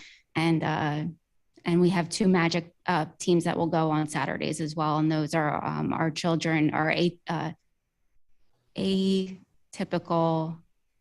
neurotypical children that play baseball on Stoddard. Anything else? They do look amazing. Oh, and we're going to partner to do the fields again this year. We are going to partner to do the field. So last summer, we were able to partner with the township to get the 3 Fred Allen fields. I'll call it a resurface, basically. They're draining a lot better than they were. Usually we'd have to wait a couple of days after a minor rainstorm to get back on those fields, and they were really playable in a day after some of the really heavy downpours that we had in the fall. And so in the spring, hopefully, or by the end of the summer, we'll have the 3 Stoddard fields and the pool field done in the same way. So we plan to continue to go through that as an improvement process each year, just rotating through the fields, because technically it should be done every year, but on a municipal budget, it's not realistic. So we're on a nonprofit baseball, softball budget, it's unrealistic too. we're doing a rotation schedule, and we will continue to rotate through. And then also that turfus material, we did purchase it this year to cycle in. He did the vendor did teach us how to cycle in the turfus every year to help with the drainage. So that's the idea, so that we can keep our fields nice. Great. Yep. It was by chance watching the disability board last night, I guess, at their meeting. They were talking about just programs, they were talking about parks a lot of the time. I caught on about inclusivity and then just programs for just for special needs and other and kids that might have disabilities. But I don't know if you want to reach out to the chairman there, because I know that they were, I guess I have a lot of new members, but they weren't totally familiar with all the programs that were happening. So maybe just sending whoever's the chairman a quick note, You can send me a note and I can, or just bring somebody about the Connect magic you. program, because I Yeah. think they were trying to put together a Yeah, document. no, that would be fantastic. And we, For YMS if they run. yeah, YMS has something too. Too, so. Yeah. Just so that there's. The accessible programming. We do actually have more accessible programming too. We do chair yoga. We do like a Zumba toning. We do water aerobics, deep water aerobics. So there are other adaptable programs too that we do help. I just happened to catch that part of the meeting where I was. yeah, no, that's great to know. And we did make sure that we were clear this year on registration that for the neuroatypical league, that it is actually now for all ages. So our directors, Alan and Ann Terry, will make sure that they break up the session so that it's either age appropriate or level appropriate. Well, that's great. So YMS, if you can send us your info too. And if you could send me the info, then I will give it to them for their overall packet. Okay, fantastic. That's great to know. Thanks. Thanks, though. Your house is for sale. Yes. I'll take the best offer you guys. Township. I don't know if Anna included your house in the overall 1,100 acres. So yeah, now we're gonna have to add it in as eligible. Yeah, yeah. Yes. All right, Monica, it looks like it's Just me and you. you and us. All right. So I'll go in order. Capra, we're doing fantastic. We are on track for submission. We just took a training for how the virtual visit is going to be, because they are going to be virtual. They early in this year, because of the outbreak in COVID, they made a quick determination that every site is going to be a virtual visit. So because of that, we were given some recommendations from other townships who have done virtual visits and what they did to kind of get them to understand the township without actually being there. So we're going to do a couple of things. One of them is create a video with some of the staff and the parks in it, like a video montage with some of the stuff that's existing, some that is not. So that's one of the things we plan to do. Another fun thing that we're doing is, you don't know this yet, so I'm going to tell you now, I'm breaking the news. The youth committee is coming back together. We're reassembling. We have a group. We're going to start doing interviews for the youth committee.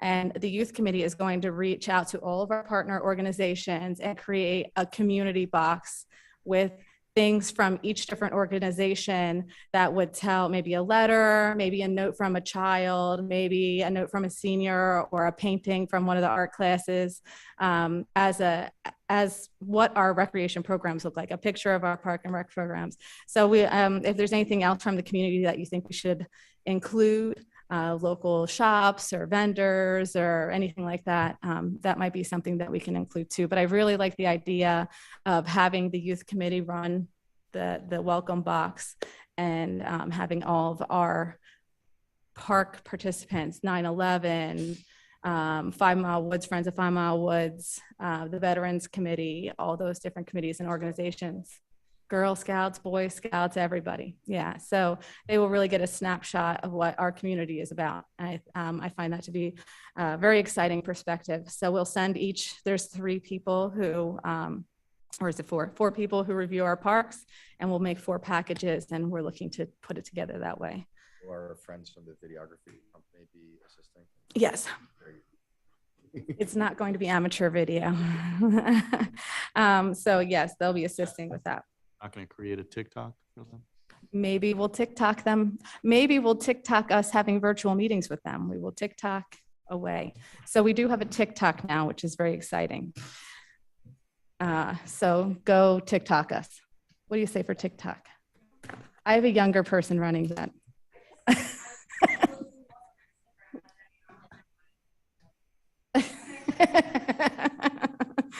All right. So the next thing, I just wanted to go over some of the summer things that are happening, particularly the pool.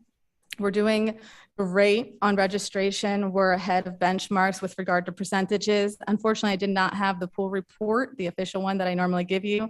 So I pulled reports off of our registration system. So this doesn't look like it would ordinarily look like. As of today, we're over $600,000 in registration. The one thing I really want to point out to you is our goals for seniors to register, which has been a great bonus of the new pricing. The seniors are very excited. Is already well over our total annual projections that we had. So we projected around 600 seniors, and now we already have almost 850 registered. So that's very exciting information. I don't have the original document that when we talked about pricing and what the budget was built off of. What do you recall? The seniors are paying the same as No, I meant not for seniors, but in total. Like, remember you built the budget with pricing. Like this, Sure. like, you don't recall like where you are to target Oh, our target for the end of March was 583. for full year, like For the full year, 1.1 million. 1.1. So Mhm. right now you're at 600. Yes. A little over 60. We were at like 60%. Yes. Okay. No, we're a little under 60%. Give or take. Yeah. Close to 60. Yes. So but our March goal, what we had set for March based on past years of percentages, our March goal would have been 583. So we've already passed our I didn't know March if goal. this year, because the prices went up, more people jumped in early. Maybe. I know. So that's what we have to keep an eye on. That's why Yeah. I'm curious, see where Yeah. you are relative to the total Mhm. year based on your operating budget. Yes. So there's that. Summer camp. I just kind of wanted to show you the numbers. I've been talking about it. Can I pool first? Yes, pool. Do we have enough people to have the pool open all day? Staff? Oh, I have that actually, those numbers. So let me just tell you where we're at. No, no, you reminded me to do it. That's great. So we're still interviewing. We still have 16 people who have not set appointments yet to do their interviews. We still have 10 people to interview for lifeguard positions, 22 continue to be interviewed for maintenance, and 7 for gate. So far, remaining positions available for our ideal number, which would be 60 lifeguards. We need 15 more. So we have 10 applicants. So we're getting close. Maintenance, we need 25 more. We have a lot of applicants for maintenance. So that should be good. And we only need 1 more gate attendant, and we have 7 more applicants. So lifeguards we're still short on, but still early. So we're doing okay. And I'm feeling good. I'm definitely feeling better than I did at this time last year. In terms of hours, like assuming we had a full day. Yeah. I feel like the last 2 years, I feel like 2 years ago we extended the hours, especially because we had a late open because of issues. Mhm. And last year, because of COVID, I felt like we were later. So in a world where we have a full day Mhm. with no gap, do you anticipate what close time do you anticipate for the pool? Or aren't you sure yet? I'm still not sure. We're still trying to evaluate how all the numbers pan out. So I would have that for you in I can't say a few months. Yeah, and when we figure it out. Closer. How's that? Closer. Well, that's Closer fine. to Yeah, open day, thank you. yes. So, but all good questions. Does anybody else have questions about pool? No? No? Okay. Statistics for summer camp. I showed you registration. We did expand. We did kind of figure out a way that we could make our summer camp work by expanding our footprint with a temporary tent, air-conditioned tent. So we're going to do that for this summer to try to expand the numbers and accommodate more residents.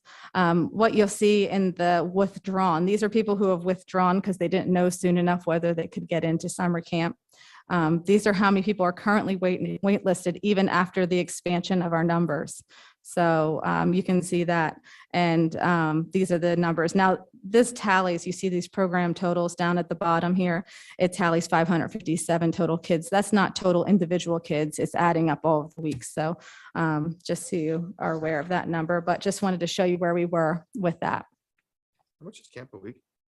It varies based on a 4, 6, and I can't tell you all the prices off the top of my head. 4, 6, and 8 week program. And then that includes all of your trips, all of your supplies, all of your activities, everything except for lunch. You bring your own lunch. There's no discount on this, right? There is. It was a discount. Yeah, but it didn't even matter because we filled up in 2 days. Yeah. We even have a discount. Yeah. Yeah. I'm hoping for more space to be able to accommodate that. And then I have programming here, I believe. So you can see too with our programming, we've had to limit space in some of the classes because we don't have enough room. So you can see which classes are full. We have gentle yoga is full, creative cartooning fills right away. Saki, hockey also is full for kindergarten through third grade. So just to get an idea, all of our classes, or not all of them, but we're starting to fill classes, and people are coming back after COVID. They're really looking forward to classes in person. So that's our numbers to date with regard to winter programming. We look at some of these that maybe don't fill and run like the ones that are filling, like duplicate events. We do when we can. We do have to work with the instructor availability. So we will cancel class if it's under a certain number by the start of class. We do cancel if it's not going to work out. But if it's a new class, sometimes we're a little lenient with that, and we try to market for a little bit. So that's just how things are running right now. Just wanted to give you a snapshot. And I gave you the hiring update for the pool, but also with regard to hiring for summer camp, we're doing fantastic. One thing we wanted to do with camp, because there's such a demand for the tween population, much bigger than ever, it's with 11 to 13. We're trying to create a separate tween program with separate tween staffing. The issue that we're running into is the staffing position part is coming together. It's more, how are we going to separate them and make it a different special experience for them that is more targeted toward their age. So we're working on that. We're working through those kinks right now so that we can accommodate the families who are interested. So we have a number of families waiting for that program. And I'm hoping to just be able to launch it soon and tell them that, listen, we can put these tween kids in a different type setting. So we're working through that right now. Memorial Park update. I am waiting to hear about the schedule to finish the pickleball tennis space. As soon as I hear anything, I'll email the board and let you know. As a matter of fact, I might make a public announcement at Memorial Park with a megaphone because I really want it to be done and I'm excited about it. So, so as soon as I hear anything about that, I will let you know. It's waiting for a stream of weather and the contractor to be available at the same time. So we have to have warm weather over a certain temperature. I believe it's 60 or 70 degrees, 3 days in a row. I hear a puppy. And and the contractor has to be available at the same time, so all those things have to come into play. I'm working with Andy to get it done. So we're working through that. Also with Memorial Park, you'll see in your packets, there's a preliminary cost estimate and a resolution. This has not been signed yet, but it was approved to be signed last week at the board meeting. So we're going to apply for a DCED grant, one of the grants that Ann was mentioning, in hopes that covers a whole lot of the projects. I think it's all about 15% or 25%. And because we've done some work there, we're using that as a match, or there's still work to be done. We're using that as a match. So there's that. Does anybody have any questions about that? Now that's the plan in total that we had been discussing with all the bits and pieces, the playground, the exercise equipment, everything. So it's finishing the project. Are there pieces to that? We consider that a fully play for all park, right? Yes. Now I did review that with Ann going through this process. So what we did, you'll see in the plan, are projects that we already have in progress that should continue as is. And then there's, plans that should be shifted based on, other findings. So she went over a lot of the more different concepts today, where the things that were on track, the bike paths we were already working on, that meets the play for all. Community or Memorial Park meets the play for all model. So I think we're all set there. So if anybody has any questions other than that on Memorial Park, I'd be glad to discuss. I don't think we'll hear about this grant it's due on the 15th, and we should hear about it in a couple months, I believe. What would be a fall break ground, or? It could potentially, if we get the grant, happen this year. Like it's all self-funded through the grant. Mm-hmm. So there's not potentially township funding that would be required. Not that we're not already going to spend. Yeah. Right. Mm-hmm. Yes. And just to update you, the pool painting project and the community park tennis repairs and basketball court repairs were approved at the last Board of Supervisors. Basketball was a kind of an add-on to the bidding process since they are attached and since the price came in just right.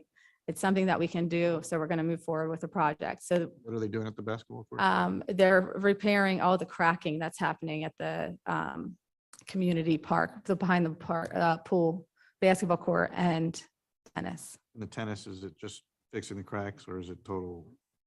It's a little more invasive, but mostly crack filling, and it will be repainted. Yes. I know what you're going to say next. Go ahead, say it. No, I'm just Go ahead, say Well, then what's the answer then? it. If that's something that you want to pursue, that's something we would, but it'd be at a higher cost than what the bid was for. It might not be that much. I could try and find out what that would be. More lines. It could not be that much. Shooting range is back there, so the noise won't be an It does solve some problems by adding. It solves some problems, but It sometimes, adds inventory. sometimes those tennis courts are heavily used too, so it might create another project problem. So it's something to look at. But we'd have to look at it very fast. Monica, real quick, just on Doug's point, what's our ratio of tennis courts to pickleball courts right now in the township? Oh, man, hold on a second. You're going to make me think. Well, that are According just to Doug, not dedicated enough. tennis courts or that are convertible, because some are convertible, right? Yeah, five. So, because you've got Cardinal is 2, Revere is 3, there's 4. Skylar. Skylar has how many? So that brings us up to 11. And then the 3 new Park has ones. 3. So 14 tennis courts. And then only 4 dedicated 14 pickleball. versus 4. And then the convertible courts. How many of Four. those 14 are convertible to pickleball? Cardinal, you get 4 out of Cardinal, and then you get 3 At Revere, the way they're painted at Revere. I mean, if they painted them the other way, you get more. 6. So it's almost 50-50, it sounds like, Doug. Sort of, but not really, because there's not many dedicated. Some of the tennis courts are dedicated. It would just add inventory because it would also give you lights, which none of the pickleball courts are lighted today. So Yeah, but old people, we can't see that. I can't wait to read that in the minutes. I kind of heard that. It is called tennis for people over 50. That's a good point. Yeah, I'm just wondering what the balance of that is. And then again, looking at the demographics, or is there more movement towards pickleball? I know that it's something that's really becoming, hugely popular. So is there movement towards that? So is there needs to be maybe some movement towards making some more of the tennis courts kind of dual use? But, I understand the challenges of doing that specifically up at the township building. Yeah, and there's also the consideration that Skylar, once Memorial Park, there's potential, well, I'm looking at that we'll have to close Skylar until we can repair it. It's not in good condition. So that's taking tennis inventory out of the picture for a little bit. Okay. So something to consider. Yeah, that's all I had. Mm-hmm. All right, and that's all I have. Does anybody have anything for me?